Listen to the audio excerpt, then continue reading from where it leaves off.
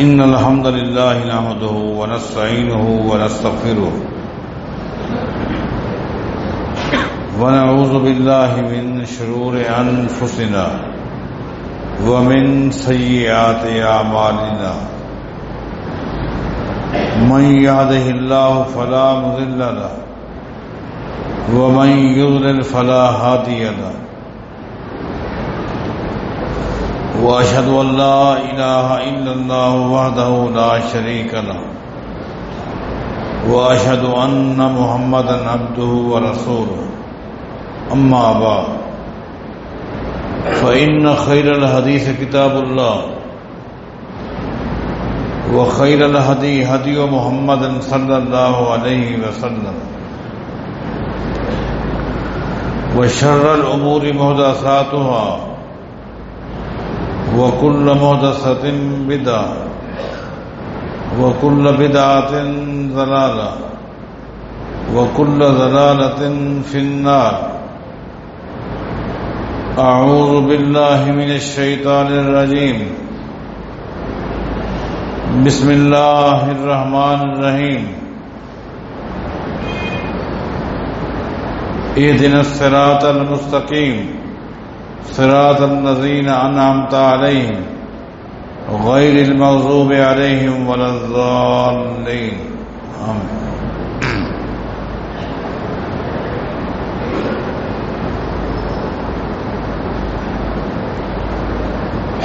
رسول اکرم صلی اللہ علیہ وسلم کی بعثت سے پہلے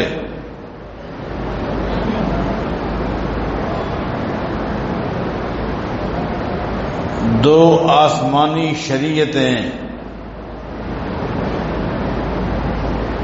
بڑے عروج پر تھیں، بڑے زور پر تھیں.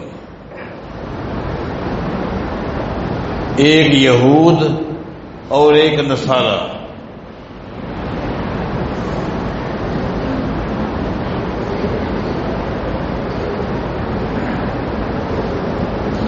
آپ کو معلوم ہے کہ ان دونوں کی بربادی اور تباہی کا سبب کیا چیز بنی.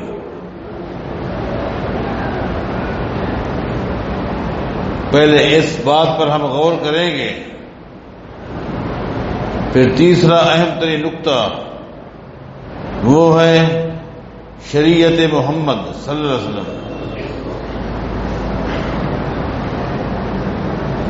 یہودیوں کی بربادی اور اللہ تعالی کی ناراضگی اور غضب کا سبب کیا چیز بنی؟ ایک ہی نقطہ تھا. یہودیوں کے پاس چوٹی کا علم تھا، بے پناہ ان کے پاس علم تھا. یہودی علم کے سمندر تھے اور عمل کے میدان میں کورے تھے. عمل کا ان کے ہاں کوئی وجود نہیں تھا. ان کی تباہی، ان کی بربادی مقدر بن گئی.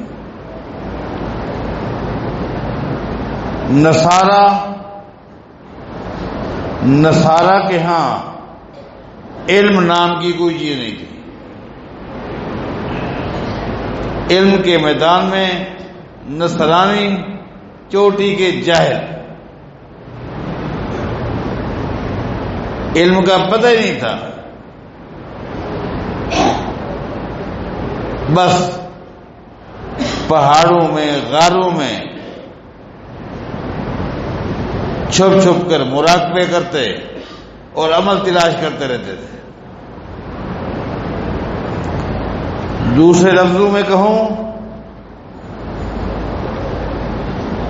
کہ یہودیوں کے پاس علم تھا بغیر عمل کے، علم تھا بغیر عمل کے. نصارہ کے پاس عمل تھا بغیر علم کے. اور یہ بات آپ نوٹ کر لیں، جو عمل بغیر جو علم بغیر عمل کے ہو اس کی بھی تباہی ہے، اور جو عمل ہو بغیر علم کے اس کی بھی بربادی ہے۔ واپس آئی، یہودیوں کے پاس کتنا علم تھا پتہ ہے آپ کو؟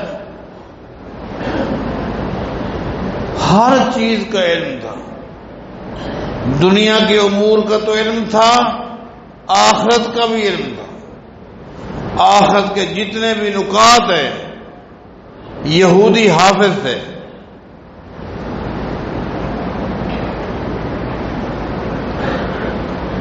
سیدنا سالمہ رضی اللہ عنہ فرماتے ہیں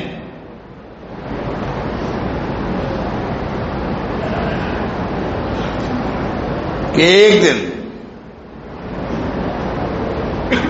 مدینے کے ایک یہودی عالم نے لوگوں کو جمع کیا۔ اس مجلس میں ٹوٹل بت پرست تھے، مشرک تھے۔ فرماتے ہیں کہ یہ اس وقت کی بات ہے کہ ابھی نبی علیہ السلام کی بعثت کا اعلان نہیں ہوا تھا، آپ کی بعثت سے پہلے کا واقعہ ہے۔ کہتے ہیں کہ اس مجلس میں میں بھی تھا، اور سب سے چھوٹی عمر کا میں تھا، معصوم بچہ تھا۔ اس یہودی عالم نے ایک تاریخی خطاب، ایک تاریخی درس، تاریخی باتیں بیان کی۔ اس کی گفتگو کے اندر 6 عنوان تھے، 6 عنوان۔ کہتے ہیں میں چھوٹا بچہ تھا، اور چھوٹی عمر میں آپ کو پتا ہے کہ حافظہ تیز ہوتا ہے۔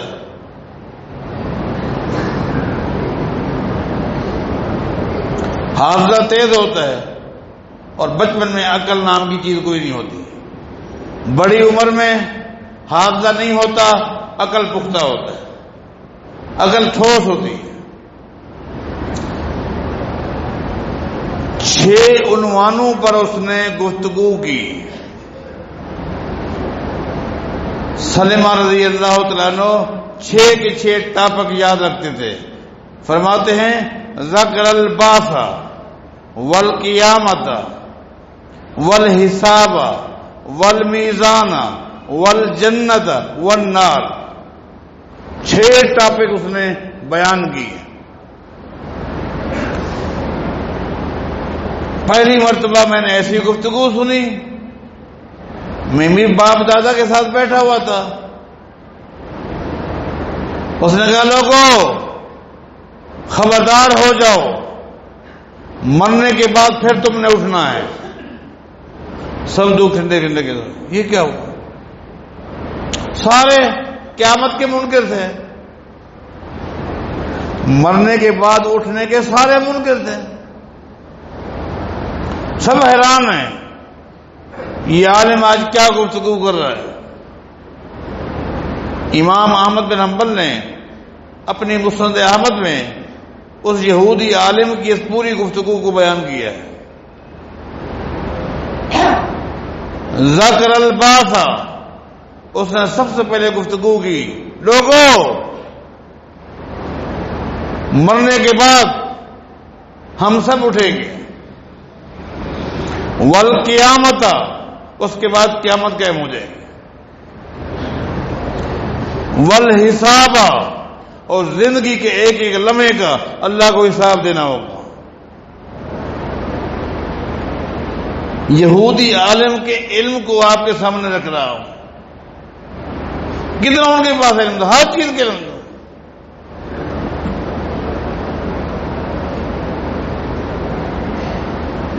اعمال کو تولا جائے گا، میزان ہوگا، میزان، اعمال تولے جائیں گے۔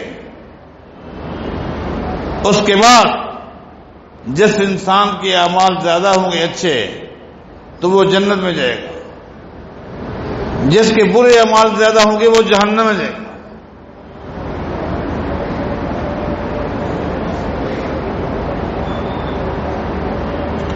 لوگ پریشان ہو گئے۔ سلمہ رضی اللہ تعالیٰ عنہ فرماتے ہیں جب اس عالم کی گفتگو ختم ہوئی نا، لوگ اٹھے نہیں، لوگوں نے اس کو گھیر لیا۔ لوگوں نے کہا ایبعث الناس بعد موتہم، کیا لوگ مرنے کے بعد پھر اٹھیں گے؟ الی دار فیہا الجنۃ والنار، کیا لوگ مرنے کے بعد اٹھیں گے؟ حساب و کتاب ہوگا، پھر جنت ہوگی جہنم ہوگی؟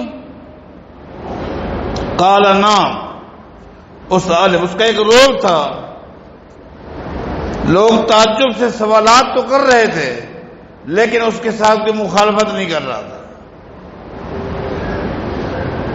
اس نے کہا جی ہاں یہ سب کچھ ہوگا، تم بھول میں ہو، تم مغالطے میں ہو، تمہیں کسی نے دھوکہ دیا ہے کہ بس یہی زندگی ہے، نہیں، مرنے کے بعد کا معاملہ ہے۔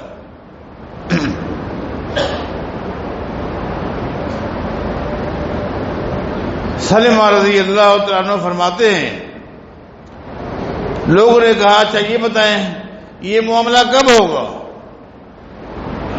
یہ معاملہ کب ہوگا، جو کتنی دیر ہے باقی؟ یہ جو مراحل تو نے بتائے ہیں کہ مرنے کے بعد اٹھیں گے، حساب و کتاب ہوگا،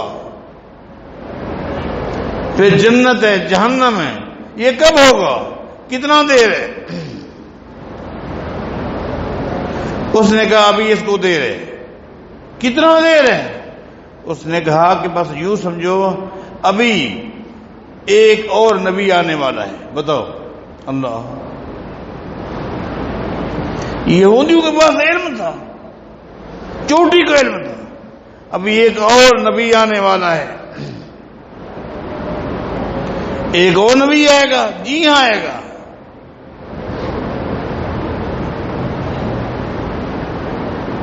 کہاں سے آئے گا؟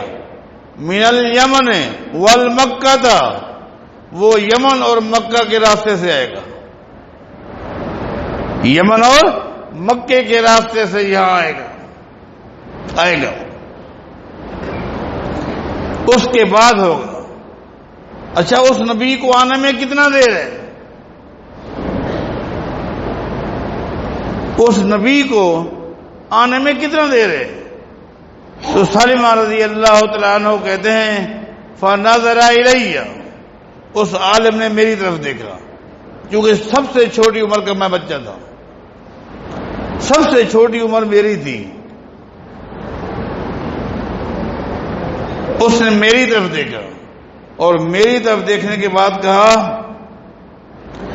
اگر اللہ تعالیٰ نے اس بچے کو لمبی عمر دی تو اس کی زندگی میں وہ نبی آ جائے گا۔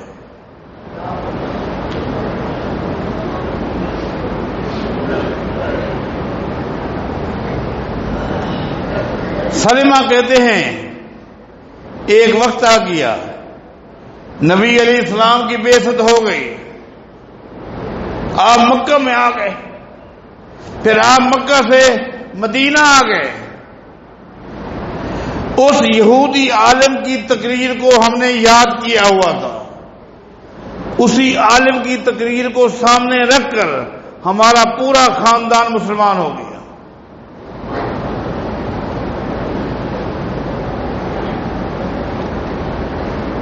ایک دن ہماری قوم کے لوگ اس یہودی عالم کے پاس گئے، وہ بھی زندہ تھا،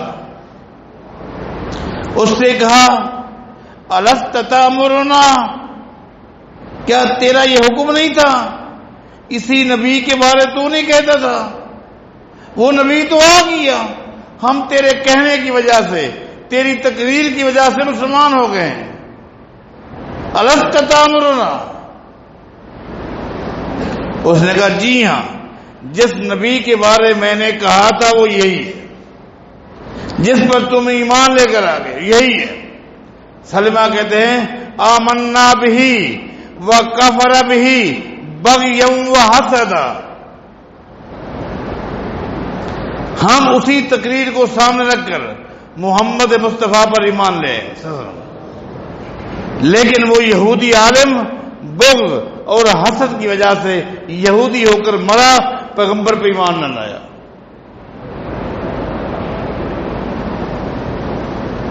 میں نے کہا ان کے پاس علم چوٹی کا تھا۔ آگے چل کے انشاءاللہ اگلے جمعہ میں ہم بہت ساری باتیں بتائیں گے آپ کو کہ آج کیا ہو رہا ہے، کتنا علم ہے، ہر چیز کا علم، ہر چیز کا علم۔ پیغمبر کی بعثت کا بھی علم ہے، پیغمبر کی بعثت کا بھی علم ہے۔ سیرت ابن ہشام کے اندر صحیح سند کے ساتھ ایک یہودی کا واقعہ موجود ہے۔ یہ یہودی عالم ملک شام میں رہتا تھا، وہیں سے چلا اور مدینہ میں ایک یہودیوں کا قبیلہ ہے بنو قریظہ، ان کے ہاں آ کر مستقل رہائش پذیر ہو گیا۔ ملک شام کو چھوڑ کر مدینہ میں آ گیا، یہاں مستقل رہتا رہا۔ نبی علیہ السلام کی بعثت سے پہلے تقریباً 2 سال پہلے یہ عالم فوت ہوتا ہے۔ فوت ہوتے وقت جب اس نے دیکھا اب زندگی ختم ہو گئی، زندگی ختم ہو گئی، اس نے یہودیوں کو گھر میں جمع کیا۔ یہودی مدینہ کے جمع ہو گئے۔ اس نے کہا یا معاشر یہود، او یہودیو،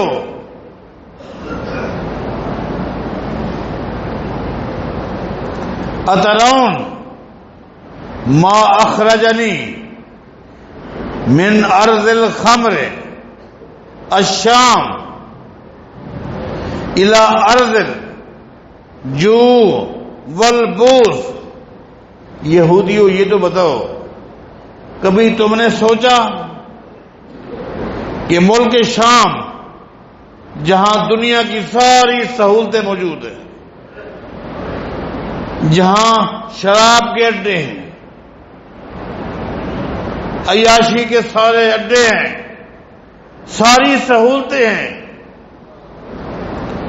تم نے کبھی سوچا کہ میں ان تمام سہولیات کو چھوڑ کر یہاں یثرب میں کیوں آیا ہوں، مدینہ میں کیوں آیا ہوں؟ یہاں غربت ہی غربت ہے، کھانے کی کچھ نہیں چیز۔ کبھی سوچا یہ تو دنیا میں ایک ایسی پٹی ہے جہاں ایک بیماری جاتی ہے دوسری آ جاتی ہے۔ یہ مدینہ بیماریوں کا مرکز ہے، مرکز ہے۔ میں تو جب سے آیا ہوں آج تک مدینے سے بیماری کو نکلتے ہوئے نہیں دیکھا، جاتی ہے تو ایک دوسری آ جاتی ہے۔ کبھی تم نے سوچا کہ میں یہاں کیوں آیا ہوں؟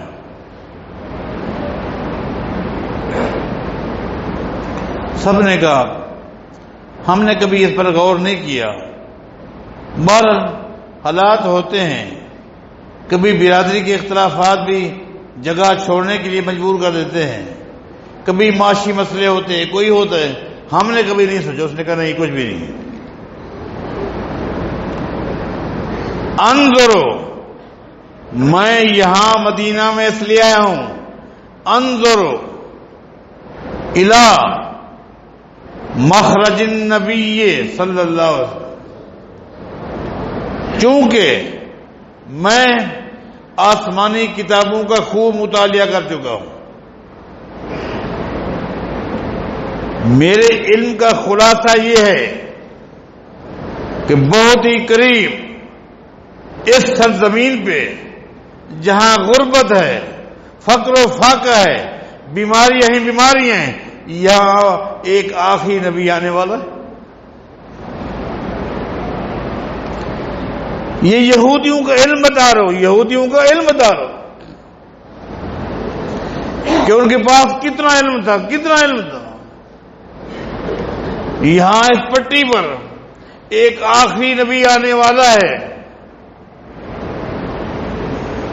اس لیے میں نے ملک شام کو چھوڑا اور یہاں آ گیا ہوں تاکہ یہاں آئے تو میری اس سے ملاقات ہو جائے۔ یہودی جانتے تھے، علم تھا ان کے پاس، علم۔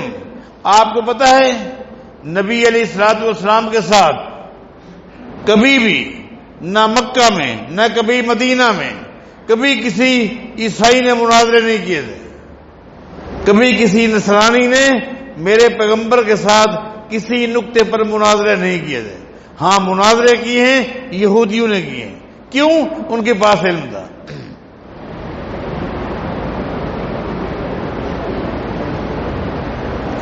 صحیح مسلم اٹھائیں، یہودی عالم آیا تھا، یہودی عالم۔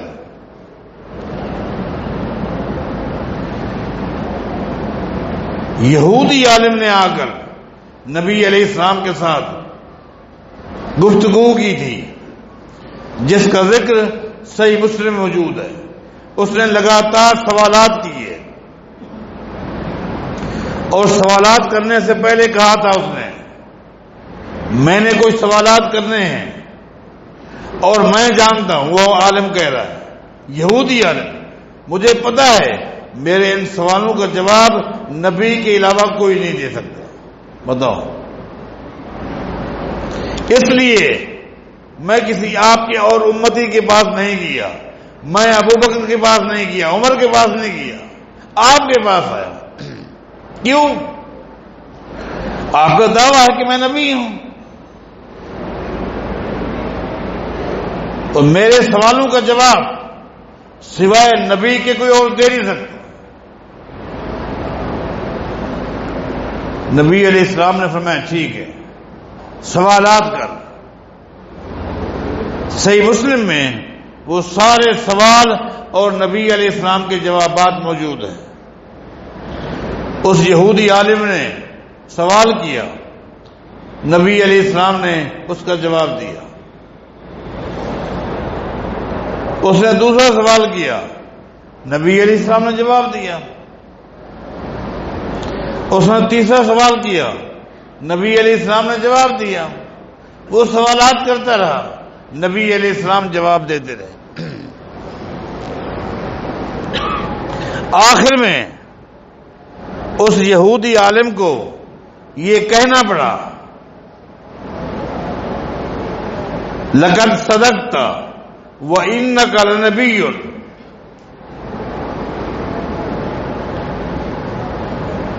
لقد صدقت، لقد صدقت،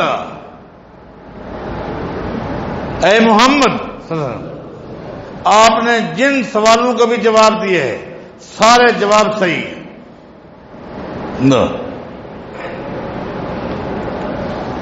سارے آپ کے جواب صحیح ہیں۔ وَإِنَّكَ لَنَبِيٌّ، اور میں یقین سے کہتا ہوں آپ سچے نبی ہیں۔ پھر بھی اس نے اسلام قبول نہیں کیا۔ یہود میں علم تھا، عمل نہیں تھا، ہر دھرمی تھی، حسد تھا، بغض تھا، علم تھا۔ اس نے کہا آپ کے سارے جواب درست ہیں، اور یہ بھی میں یقین سے کہتا ہوں وَإِنَّكَ لَنَبِيٌّ، کہ آپ سچے نبی ہیں۔ بتاؤ، یہ علم ہے اور یہ عمل ہے، کیا فائدہ؟ اس علم کا کوئی فائدہ ہے جس میں عمل نہیں؟ جب وہ چلا گیا، جب وہ مجلس چھوڑ کے چلا گیا یہودی، تو نبی علیہ السلام نے صحابہ سے فرمایا، لقد سالنی عن الذی سالنی وما لی علم بشیء حتی اتانی اللہ بہ۔ اور ساتھیو، آج اس یہودی نے مجھ سے جتنے بھی سوال کیے ہیں مجھے کسی ایک بھی سوال کا جواب نہیں آتا تھا۔ یہودی عالم کا اندازہ لگاؤ، بات یہ بتانے والی ہے کہ یہودی عالم کا اندازہ لگاؤ کہ اس نے کہا تھا کہ میرے پاس جو سوال ہے ان کا جواب نبی کے علاوہ کوئی بھی نہیں دے سکتا۔ اس کے جانے کے بعد نبی علیہ السلام نے کیا فرمایا کہ اس نے جتنے بھی مجھ سے سوال کیے ہیں مجھے کسی ایک سوال کا بھی جواب نہیں آتا تھا۔ ہوا کیا؟ ہوا یہ، نبی علیہ السلام فرماتے ہیں یہودی سوال کرتا رہا، اسی وقت اللہ مجھے جواب بتاتا رہا۔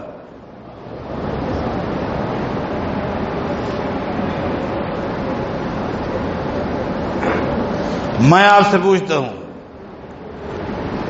اسی وقت جو اللہ تعالیٰ نے جواب بتائے ہیں اپنے پیغمبر کو، اس کو کیا کہو گے؟ وحی کہو گے کہ نہیں کہو گے؟ یہ وحی تھی کہ نہیں؟ کیا یہ وحی ہے تو پھر قرآن میں ہے کہ نہیں ہے؟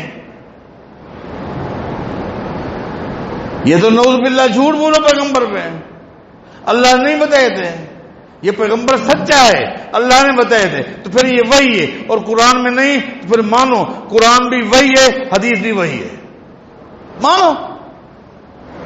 خیر، یہ جملہ معترضہ جملہ تھا۔ میں یہ کہہ رہا تھا کہ یہود کے پاس علم تھا،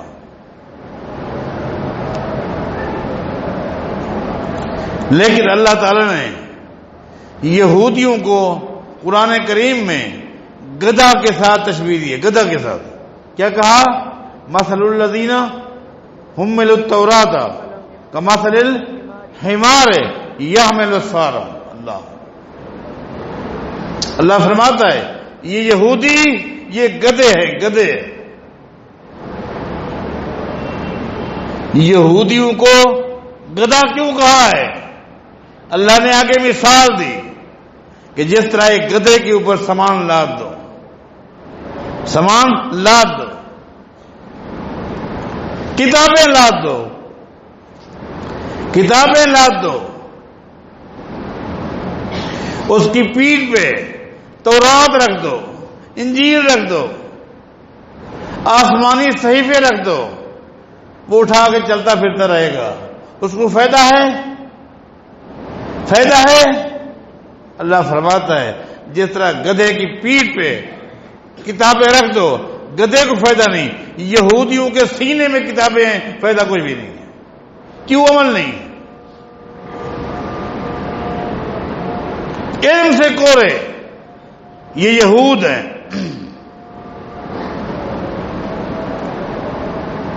ان کے بعد نصارہ آتے ہیں، نصارہ جن کے پاس علم نام کی کوئی چیز نہیں، بس یہودیوں کا علم کوئی فائدہ نہ دیا، وہ علم بغیر عمل کے تھا، علم بغیر عمل کے تھا۔ نصرانہ عیسائی ان کے پاس عمل ہے بغیر علم کے، اس نقطے پر بھی غور کریں۔ عمل ہے، عمل بغیر دلیل کے، بغیر علم کے مطلب یہ ہے بغیر دلیل کے۔ مراقبت ہے، نصارہ نے اللہ کو خوش کرنے کے لیے اپنی طرف سے خود ساختہ اعمال منتخب کی، خود ساختہ۔ شریعت کا کیا حکم ہے وہ آگے چل کے بتائیں گے۔ ان لوگوں نے کیا کیا؟ ان لوگوں نے کہا اصل مقصود تو عمل ہے نا۔ یہودیوں نے کہا اصل مقصود تورات کا علم ہے، وہ ہمارے پاس ختم، ہماری کامیابی ہے، عملی کوتاہی ہے تو معاف ہو جائے گا۔ لیکن نہیں، نصارہ نے کہا اصل مقصود عمل ہے، عمل کے ذریعے اللہ کو خوش کرنا ہے، نصارہ میں کچھ لوگ اٹھے اور وہ غاروں میں چلے گئے اور زندگیاں گزار دی غاروں میں، پہاڑوں کے دامن کے پیچھے چھپ گئے، مراقبے بنا لیے، مراقبے، خود ساختہ اللہ کے ورد شروع کر دیے۔ اللہ کو مانتے تھے، آسمانی کتابوں کو مانتے تھے، سب کچھ مانتے تھے، علم کی طرف توجہ نہیں دی، مراقبے مراقبے، غاروں میں، علیحدگی پسند۔ اور آپ کو پتا ہے عیسائیوں میں سب سے بڑا متقی کون ہوتا ہے؟ عیسائیت میں سب سے بڑا متقی اور پرہیزگار کس کو بولتے ہیں؟ جو شادی نہ کرے، جس کو پادری بولتے ہیں، پادری۔ مرکزی اور اہم ترین متقی پادری وہ ہوتا ہے جو شادی نہ کرے، بس زندگی اللہ کے لیے گزار دے، شادی نہ کرے، بس وہ پوری قوم کا باپ بن کے رہے، باپ بن کے رہے، پادری بن کے رہے۔ یہ سب سے بڑا متقی اور پرہیزگار ہے۔ آپ نے دیکھا، آج بھی آپ جانتے ہیں، قربان جائیں، جب اہم نقطے بیان کرنے تھے سوئی چل پڑی۔ اب اسلام آیا ہے، اللہ نے اپنے آخری پیغمبر محمد الرسول اللہ صلی اللہ علیہ وسلم بعثت فرمائی۔ آپ جو عقیدہ لے کر آئے اس عقیدے میں اعتدال ہے۔ کیا ہے؟ اعتدال ہے۔ نبی علیہ السلام کی شریعت کا پہلا نقطہ یہ ہے کہ علم بھی اپنے نبی سے لو، عمل بھی اپنے نبی سے لو۔ ایسا نہیں ہے کہ علم اپنے پیغمبر سے لو، عمل اپنی برادری سے لو، ایسا نہیں ہے، نہیں نہیں، علم بھی لینا ہے شریعت سے، عمل بھی لینا ہے شریعت سے۔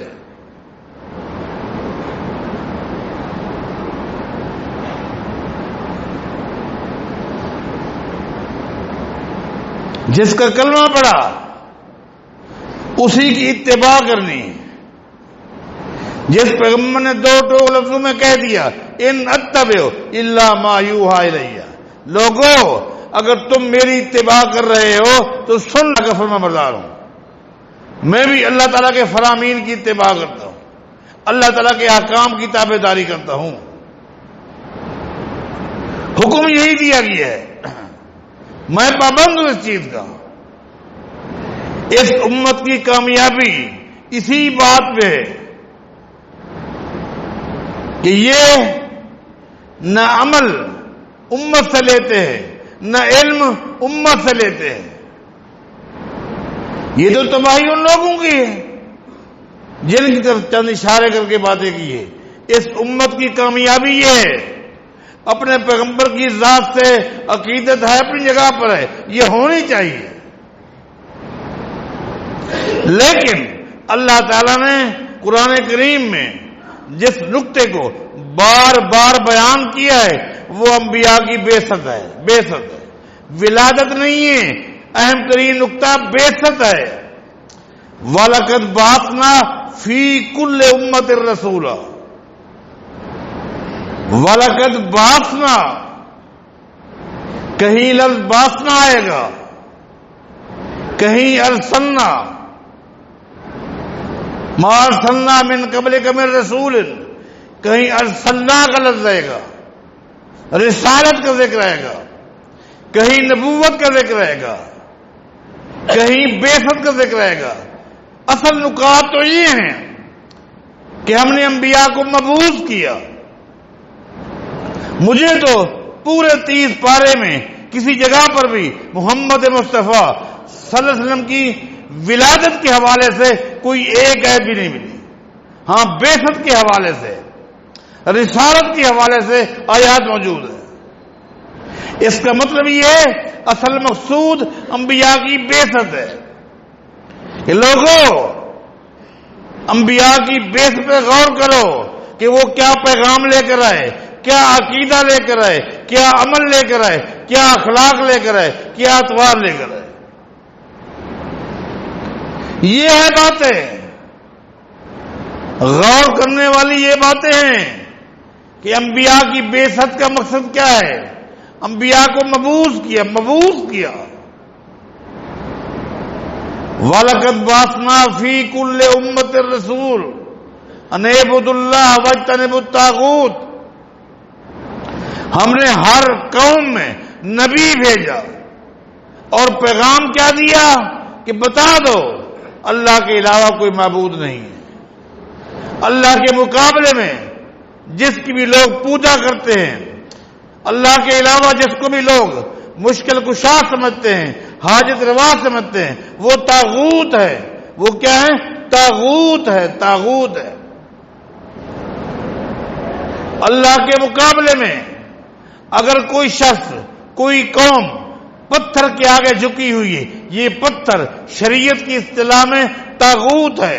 قبر کے آگے جھکی ہوئی ہے، شریعت کی اصطلاح میں یہ طاغوت ہے۔ کسی درخت کے آگے جھکی ہوئی ہے، کسی پہاڑ کے آگے، سمندر کے آگے جھکی ہوئی ہے، یہ طاغوت ہے۔ بس وَاجْتَنِبُوا الطَّاغُوتَ، طاغوت سے اپنے آپ کو بچاؤ۔ کہیں شریعت نے اللہ کے مقابلے میں جس کے آگے ہاتھ پھیلاؤ گے، ماتھا ٹکاؤ گے، مانگو گے، کہیں شریعت نے اس کو وثن کہا ہے۔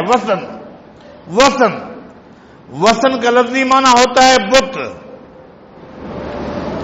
لفظی معنی بت ہے، لیکن شریعت کی اصطلاح میں ہر وہ چیز جس سے مانگا جائے، جس کے آگے جھکا جائے، جس کو حاجت روا مشکل کشا سمجھا جائے، شریعت کی اصطلاح میں وہ بت ہے۔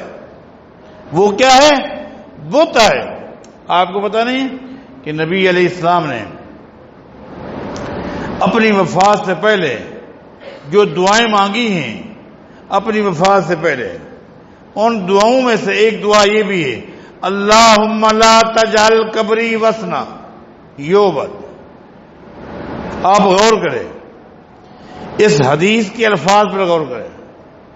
اللہم، اے اللہ، یہ نبی علیہ السلام دعا مانگ رہے ہیں، اللہم، اے اللہ، لا تجعل، نہ بنانا، اے اللہ نہ بنانا، قبری، میری قبر کو، اللہم، اے اللہ، لا تجعل، نہ بنانا، قبری، میری قبر کو، وثنا، بت۔ تم نے کہا بت تو پتھر کا ہوتا ہے۔ نبی علیہ السلام اپنی قبر کے بارے کہہ رہے ہیں، اے اللہ میری قبر کو بت نہیں بنانا، یعبد، کہ لوگ اس کی عبادت کریں، اللہ، کہ لوگ اس کی پوجا کریں۔ نبی علیہ السلام نے یہ بھی عرض کی اللہ کے آگے، لعن اللہ الیہود والنصارى اتخذوا قبور انبیاءہم مساجد۔